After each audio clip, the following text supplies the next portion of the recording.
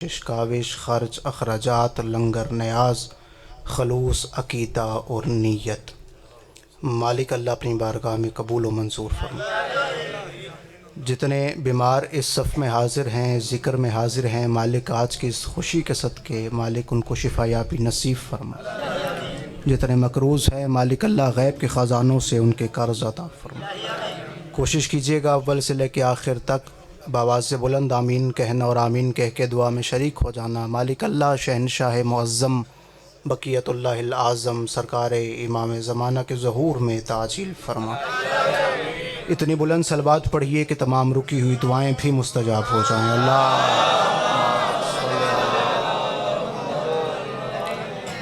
اپنے اپنے عزت بخت رزق میں اضافے کے لیے مل کے بآواز بلند نعرہ صلوات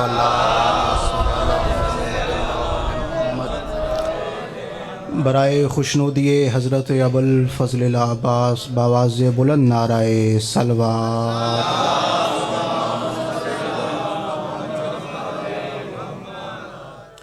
اجازت ہے صاحبان جو کچھ عرض کیا جا سکے۔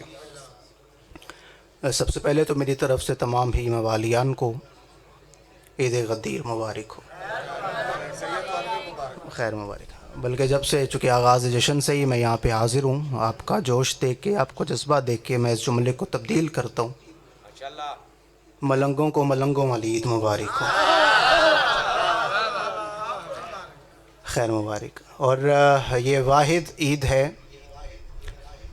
جس عید کو منانے کے لیے چاند نہیں دیکھنا پڑتا بلکہ چہرے دیکھنے پڑتے۔ اٹھے ہوئے ہاتھوں کے ساتھ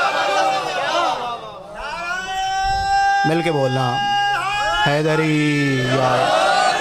یہ وہ واحد عید ہے جس عید کو منانے کے لیے چاند دیکھنے کی ضرورت نہیں، چہرے دیکھنے پڑتے ہیں، بلکہ ایسے کیوں نہ کہوں کہ شجرے دیکھنے پڑتے ہیں۔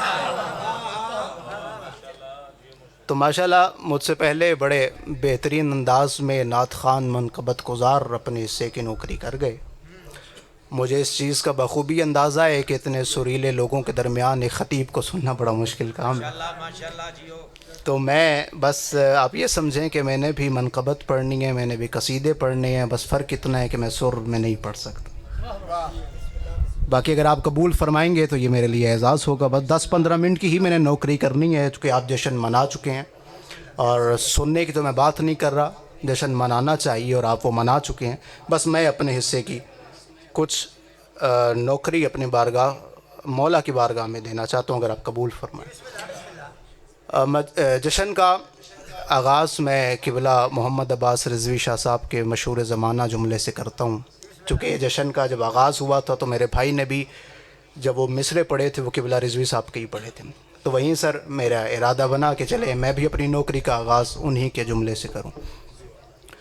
سب سے پہلے آج کی اس بارگاہ جلیلۃ القدر اور اس پہ حاضر منتظرین و موالیان کے دلوں میں موجود ولایت ولی مطلق کے وسیلہ سے درخواست گزار ہوں اپنے اس وارث کے حضور جو پرتہ غیب میں فرزند ابو طالب کی حیثیت سے موجود ہے کہ کائنات کا وہ مطلق العنان مدبر الامور اپنے رخ سے حجاب غیبت کو ہٹائے اور کائنات کے ہر پہ غیرت کو گریبان سے پکڑ کر سمجھائے کہ علی کل بھی واجب تھا، علی اٹھے ہوئے ہاتھ میں کسا آپ سلامت رہیں یا آپ سلامت، علی والے سلامت رہیں۔ ان مجلسوں کا چونکہ مجلس رسول کے فرمان کے مطابق وہی ہے جس میں ذکر علی ہے، تو ان کا انعقاد کا ایک مقصد ہے۔ وہ مقصد کیا ہے کہ بارگاہ، بلکہ ایسے کہنا چاہیے کہ باب علوم نجف سے علم کے رزق کی بھیک مانگنا، اور یہاں پہ جو ہم پڑھنے والے ہیں، جو سننے والے ہیں، وہ سارے علم کے لیے آتے ہیں، چونکہ یہ اس بادشاہ کا ذکر ہے کہ جس کے لیے رسول نے فرمایا کہ میں علم کا شہر ہوں، علی اس کا دروازہ ہے، اگر غور کیا جائے تو نبی نے پوری کائنات کو اس حدیث کے ذریعے پیغام دے دیا کہ جو علم چاہتا ہے وہ علی کے دروازے پر آئے، جو شفاعت چاہتا ہے وہ علی کے دروازے پر آئے، جو بہادری چاہتا ہے وہ علی کے دروازے پہ آئے۔ حق یہی ہے جو میں پڑھ رہا ہوں، باقی آپ کی مرضی ہے۔ دل آئے تو پھر بولیے گا، جبراً دعا نہیں دینی۔ علم چاہیے تو علی کے دروازے پر آؤ، عشق چاہیے تو علی کے دروازے پر آؤ، معرفت چاہیے تو علی کے دروازے پر آؤ، قرآن چاہیے تو علی کے دروازے پر آؤ، تفسیر چاہیے تو علی کے دروازے پر آؤ، مفہوم چاہیے تو علی کے دروازے پہ آؤ۔ کون کتنا بولے میں نہیں جانتا، ہلاکت سے بچنا چاہتے ہو، ہائے ہلاکت سے بچنا چاہتے ہو تو علی کے دروازے پہ آؤ۔ یہ علی کا دروازہ ہے، اس دروازے پہ تم کبھی نہ نہیں سنو گے، اس دروازے پہ کبھی تم ٹھہرو نہیں سنو گے۔ ایک باریک جملہ ہے بھائی، اس باریک مجمع کے لیے یہاں پہ کم از کم ضائع ہونے کا اندیشہ نہیں۔ یہ علی کی بارگاہ ہے، یہاں سے علم کا رزق بھی ملتا ہے، معرفت بھی ملتی ہے، جنت بھی ملتی ہے، بہادری بھی ملتی ہے، شجاعت بھی ملتی ہے، شجروں کا پتہ بھی ملتا ہے۔ کوئی ہلاکت سے بچنا چاہے تو بھی علی کا دروازہ ہے۔ تو یہ محترم صاحبان، یہ علی کا دروازہ ہے، اور یہ اس علی کا دروازہ ہے کہ جس کے قصیدے قرآن پڑھتا ہے۔ کتنی آیات امیر المومنین علی ابن ابی طالب علیہ السلام کی شان میں آئیں کہ ایک بندے نے علی سے سوال کیا، اے علی آپ کی پسندیدہ آیت کون سی ہے؟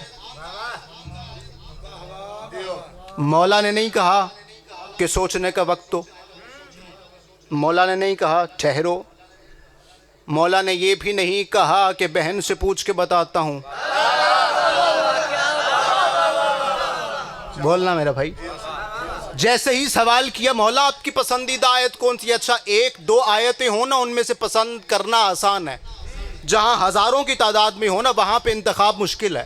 جیسے ہی مولا سے سوال کیا مولا نے فوراً 13ویں سورہ کی آیت تلاوت کی کہ جس میں اللہ اپنے حبیب سے مخاطب ہو کے فرما رہے، میرے حبیب یہ کافر کیا کہتے ہیں کہ آپ اللہ کے بنائے ہوئے رسول نہیں، جائیں ان کو بتا دیں کہ آپ کی نبوت کے لیے دو گواہ کافی ہیں، ایک خود اللہ اور دوسرا وہ جس کے پاس مکمل کتاب کا علم ہے۔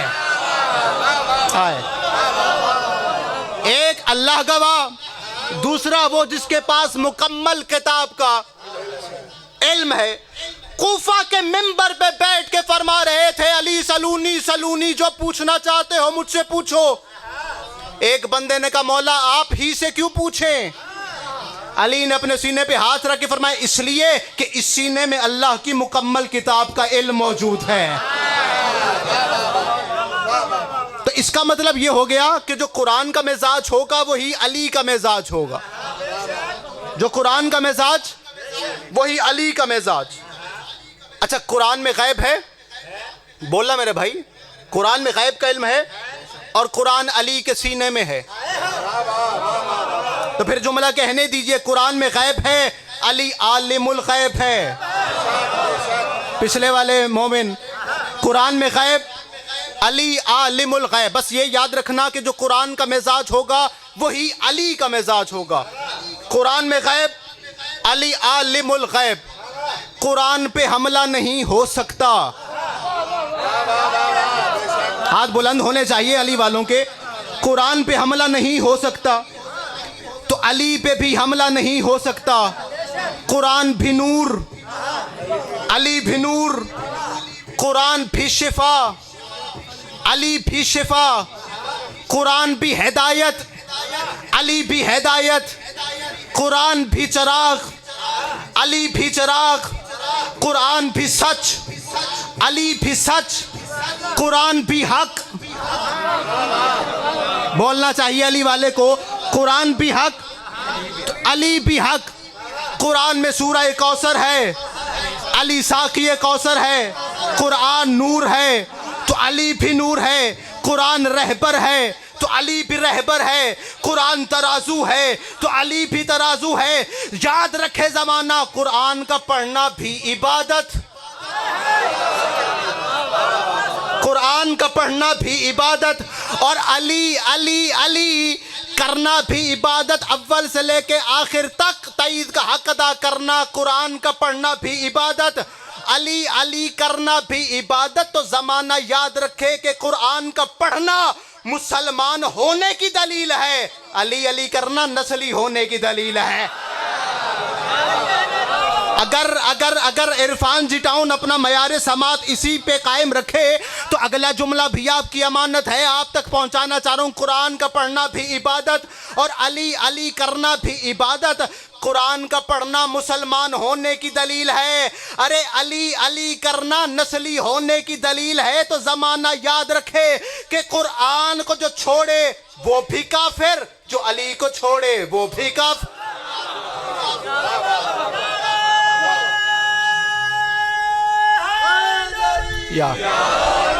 تو جو مزاج قرآن کا، اور کیسا رشتہ ہے، بس دو جملے سنیے گا، کیسا رشتہ ہے قرآن کا اور علی کا، کہ قرآن علی کے ساتھ ہے، علی قرآن کے ساتھ۔ قرآن جانتا ہے کہ حقیقت علی کیا ہے، اور علی جانتا ہے کہ قرآن کیا ہے۔ ہمارا مسئلہ قبلہ، چونکہ ہم یہاں پہ سارے بیٹھے ہیں، بزرگ بھی تشریف فرمائیں، ہمارا مسئلہ یہاں پہ کیا ہے کہ ہم نے قرآن کو پڑھا ہے، سمجھا نہیں۔ جہاں پہ آنکھیں بند ہو گئیں وہاں پہ کیا سمجھا جائے گا؟ اب اتنی مقدس بارگاہ ہے آپ کے سامنے، قبلہ عرفان حیدر آبادی صاحب کا مالک ان کے درجات بلند فرمائے، ان کا ایک جملہ یاد آ گیا۔ وہ فرمایا کرتے تھے اگر امت مسلمہ نے جس دن یہ بات طے کر لی کہ ہم نے قرآن آنکھیں کھول کے پڑھنا ہے، پھر اس دن ہم قرآن کی تفسیر پیش نہیں کریں گے، قرآن کی تصویر پیش کریں گے۔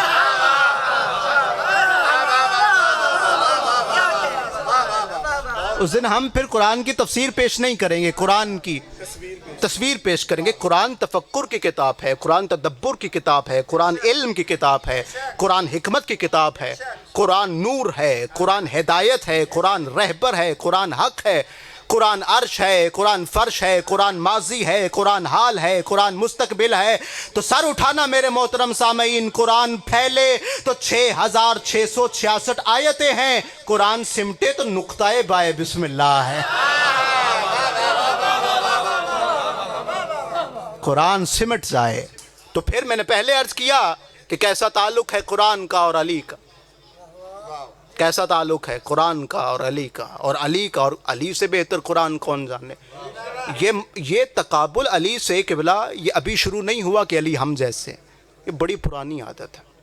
آئیے دیکھیے، اب علی کے علم کو دیکھیے گا۔ اب جو بندہ علی کو اپنے جیسا سمجھتا ہے وہ اپنا علم رکھے، اور یہ ایک جملہ علی کے علم پہ سنیے گا۔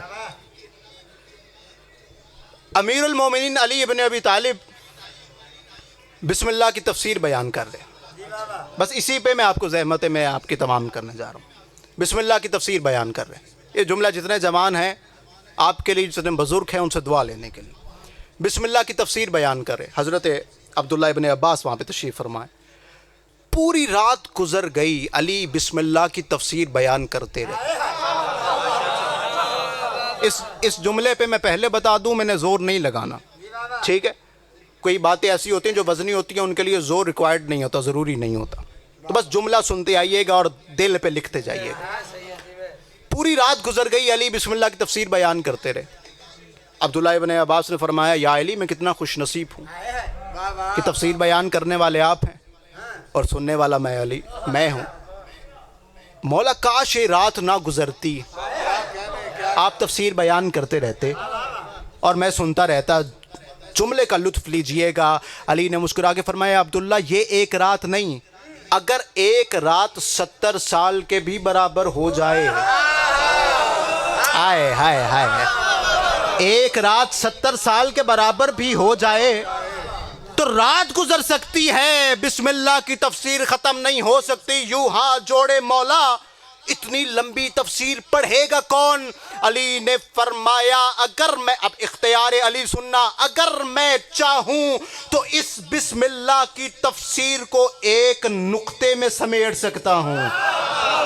قدموں پہ ہاتھ آ گئے، فرمایا یا علی وہ کیسے؟ فرمایا اللہ نے قرآن کو 7 منزلوں میں نازل کیا، ان 7 منزلوں کا نچوڑ رکھا سورہ الحمد میں، الحمد کی 7 آیتوں کا نچوڑ رکھا بسم اللہ میں، بسم اللہ کا نچوڑ رکھا بے میں، بے کا نچوڑ رکھا بے کے نقطے میں۔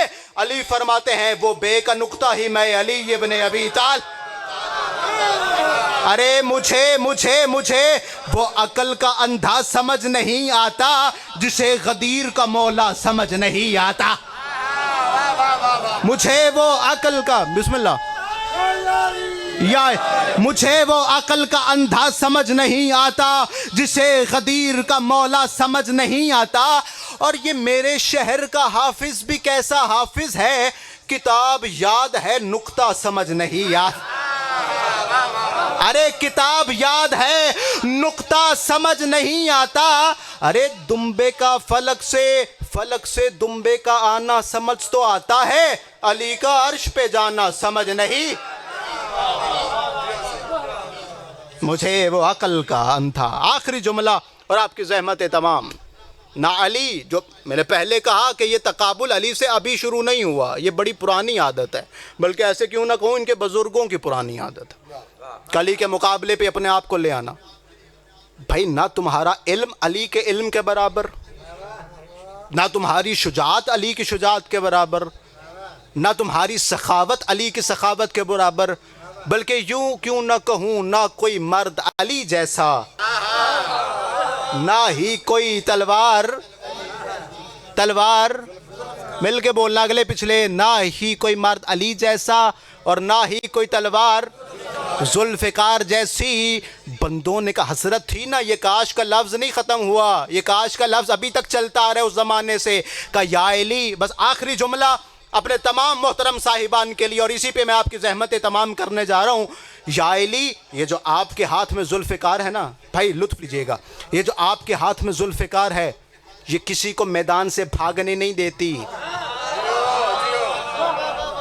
کسی کو میدان سے جانے نہیں دیتی، کسی کو بھاگنے کا موقع نہیں دیتی۔ یا علی یہ تلوار ہمارے پاس بھی ہوتی نا تو ہم بھی دیکھتے ہیں کہ کیسے جنگیں فتح نہیں ہوتی۔ علی عادل امام تھا، مولا ہم بھی دیکھتے کہ کیسے جنگیں فتح نہیں ہوتی، اتنا کہنا تھا۔ علی نے نا ذوالفقار زمین پہ رکھی، جملہ سنیے گا، دل اجازت دے تو پھر تائید کا حق ادا کرنا، جبرن نہ داد دینی ہے نہ دعا دینی ہے۔ علی نے ذوالفقار زمین پہ رکھی اور کہا اسے اٹھا لے۔ تاریخ یہ کہتی ہے کہ وہ بندہ جو اکیلا 100 بندوں سے لڑتا تھا نا، ذوالفقار ہلاتا ہے ہلتی نہیں۔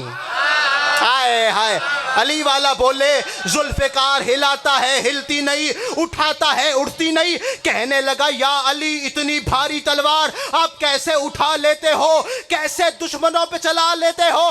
علی فرماتے تو نے علی کی تلوار مانگی تھی، مرد والا ہاتھ نہیں مانگ، جن کی رگوں میں ولایت ہے۔ حیدر حیدر، مولا عبادت قبول فرمائے۔